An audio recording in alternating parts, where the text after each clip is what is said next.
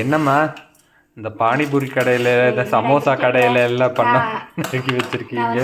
இது பண்ணிட்டு இருக்கேன், பொடி மாஸ் பண்ண போறேன்.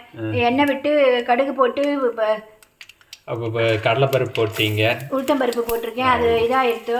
அப்புறமா பருப்பு கிட்ட பேசிட்டு வெங்காயத்தை முதல்ல போடாத, கேரட் பட்டாணியை போட்டிருக்கீங்க. சரி பரவாயில்ல விட்டு, எல்லாத்தையும் ஒன்றாவே போட்டு புதினாவும் கருவேப்பிலையும் போட்டிருக்கீங்க. ஆமாம், கேரட், பீன்ஸு, வெங்காயம், அப்புறம் கொஞ்சமாக பட்டாணி எல்லாத்தையும் போட்டிருக்கேன். அப்புறம் கொத்தமல்லி, கருவேப்பிலை, கொத்தமல்லி. நான் சொல்கிறேன் கரெக்டானு பாருங்கள். கேரட், பீன்ஸு, பட்டாணி, கருவேப்பிலை, கொத்தமல்லி. இன்னும் போடலை. இது கொஞ்சம் வதக்கிடுறேன். இது வணங்கிறதுக்கு கொஞ்சமாக உப்பு போடுவோம், ஏன்னா காய் கொஞ்சம் வேகணும் இல்லையா, அதுக்காக. உருளைக்கிழங்குக்கு உப்பு போட்டுட்டேன். இந்த காய்க்கு மட்டும், காய் வெங்காயம் எல்லாம். அது எப்படி உருளைக்கிழங்குக்கு உப்பு போட்டாச்சு? இது என்னதான் எல்லாம் ஒரு கையளவு தானே? ஆமாம், கையளவு தான். கொஞ்சம் இது வேகத்துக்கு அவ்வளோவா என்ன, ஒரு கொஞ்சம் நூறு போட்டால் போதும். நம்ம காய் எந்த அளவோ அந்த அளவு. எதுவுமே கம்மியாக போட்டுக்கிட்டா அப்புறம் கூட போட்டுக்கலாம். இதுதான் பொடி மாசு. ஆமாம், பொடி மாசு வெறுமே உருளைக்கிழங்குலேயும் பண்ணலாம். நான் வந்து கொஞ்சம் காயெல்லாம் இருந்தது கொஞ்சமாக, அதையெல்லாம் போட்டு பண்ணிவிடுவோமே அப்படின்ட்டு பண்ணுறேன். Okay okay. உருளைக்கிழங்கு ஏற்கனவே வேக வச்சதுனால, அதான் வேக வச்சதுனால இந்த காயை மட்டும் இப்போ வேக வைக்கிறீங்க. கொஞ்சம் மஞ்சத்தூள் போட்டுக்கிறேன். அப்புறம் இந்த நல்லா கையில் பிசுக்கி வச்சுருக்கேன் உருளைக்கிழங்கு, உப்பு போட்டு வேக வச்சு அதை போட்டுறேன்.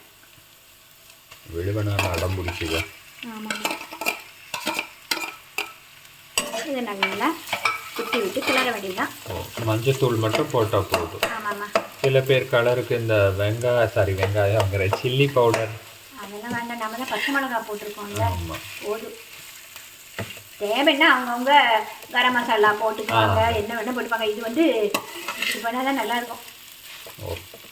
இதுதானே உங்களுக்கு இந்த கடலை மாவில் உருளைக்கிழங்கு வெஜிடபிள் போண்டா பண்ணுறோம்ல, இதை நல்லா கலந்துட்டு உருண்டையாக குட்டி குட்டியாக பிடிச்சிட்டு நாம் இது பண்ணிக்கலாம். மாவில் முக்கி எடுத்து போட்டால் உருளைக்கிழங்கு போண்டா, வெஜிடபிள் போண்டா ஆகிடும். இல்லை, அதை நல்லா அதை தேய்ச்சி சப்பாத்தி மாதிரி தேய்ச்சி உள்ள ஸ்டஃப்பில் மாதிரி வச்சு போட்டால் சமோசா கூட ரெடி. இல்லை, சமோசா மாவு மாதிரி அப்படியும் பண்ணிக்கலாம். சமோசாவுக்கு இது யூஸ் பண்ணலாம். நாம் இதை இன்னைக்கு பொரியலாக தான் யூஸ் பண்ண போகிறோம்.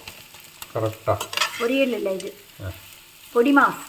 இல்லை நான் சொல்கிறேன் ஜெனரலாக காமனான நேம் நமக்கு இதுக்கு பொடி மாஸ். ஆனால் இது எல்லாத்துக்கும் யூஸ் பண்ணிக்கலாம். கொஞ்சம் நிறைய பண்ணால் இதுக்கு யூஸ் பண்ணிக்கலாம் இல்லையாம்மா? ஆமாம், நல்லா இப்படி இது பண்ணால் காரம் ஈரம் எல்லாம் உருளைக்கிழங்குல பிடிக்கணும்ல, அதனால இதை நல்லா நல்லா இது பண்ணுறேன்.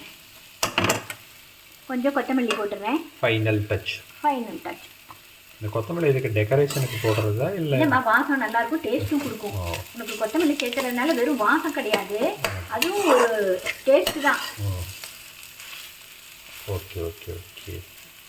இப்படி பண்ணனா பொடி மாஸ் ரெடி.